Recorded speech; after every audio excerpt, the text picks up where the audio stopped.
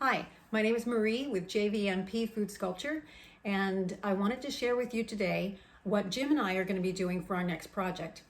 We're going up to the Big E in West Springfield, Massachusetts, and actually we're going to be doing an elephant. By the time you see this video, it's already going to be out there, so I'm not really spoiling the whole thing for people that are coming to the fair. So the process of creating any kind of sculpture or a butter sculpture includes many different steps. And so one of the steps that you want to take is to design what it is that you're going to be doing. So designing your sculpture, thinking about the subject matter, thinking about the pose for the subject, and then creating a model. So we know that we wanted to do an elephant because their theme this year is coming back big. It's the 2021 fair. And so we decided to, we decided on a pose.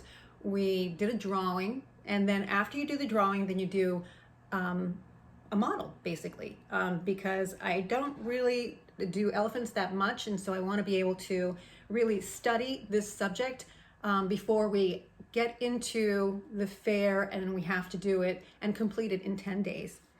So you do the armature using aluminum wire.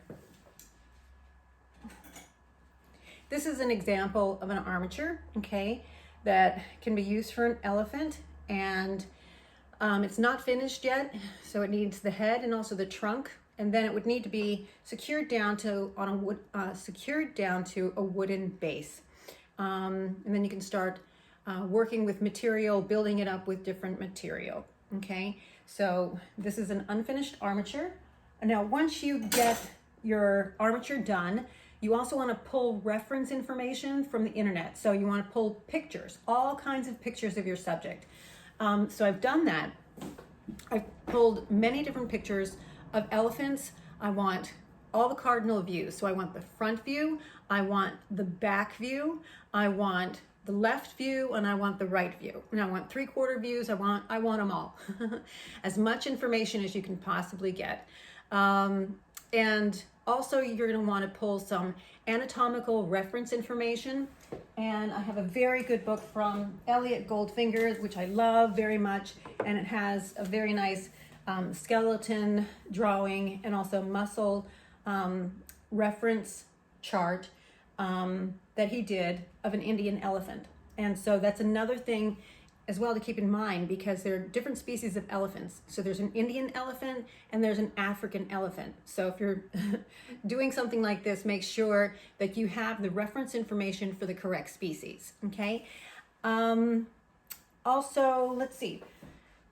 The next thing that you're gonna wanna do, once you have all of that together, okay? Also what I've been using is cross-reference information.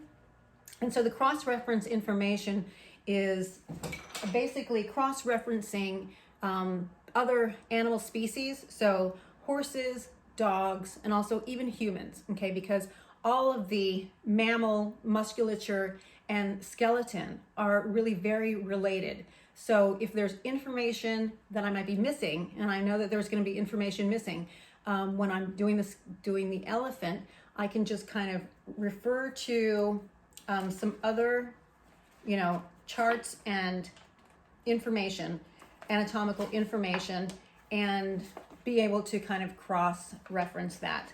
So I have a lot of sources for that, which I can also post down in the detail and the descriptions below. So one of the big tips that I would like to share with you when you're getting started with creating a model, okay, any kind of model, but especially I think with the elephant, is to really analyze the pictures, okay, first off, and just try to get the big movement first, okay? That's really the most important thing. So the big movement is really sort of just kind of the volume, sort of the basic shapes. And when you look at the images of the elephant, it's sort of like a big box, okay, from the side, and it also kind of slants backwards. And then you're going to look for your skeletal landmarks. So your skeletal landmarks, that's going to be kind of a roadmap, to where you want to, emphasize certain things, certain muscles and things like that. So you always want those surface landmarks to really kind of be prominent, because they're prominent in nature, with certain animals, and with an elephant, it's no different. Even though he's extremely massive, but especially, for instance, on the face, on the skull, there's quite a lot of that skull, coming up, and you can see it on the surface of the skin, okay? So you want to get the big movements first. Keep, working all the way around your figure. I've done mostly my right side. I have to work more on the left side right now.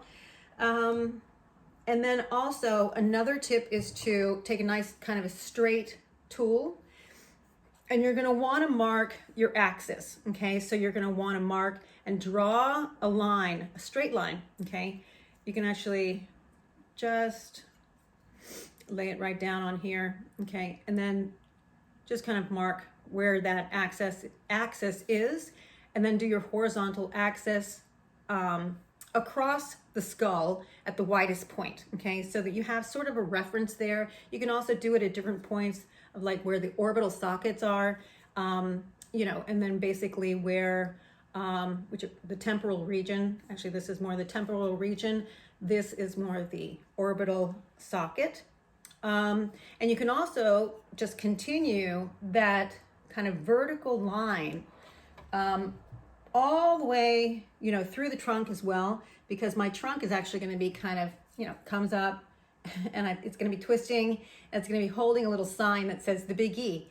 So I want to be able to know always where the top of my model is, where the sides are, and where the bottom is, okay, of the form.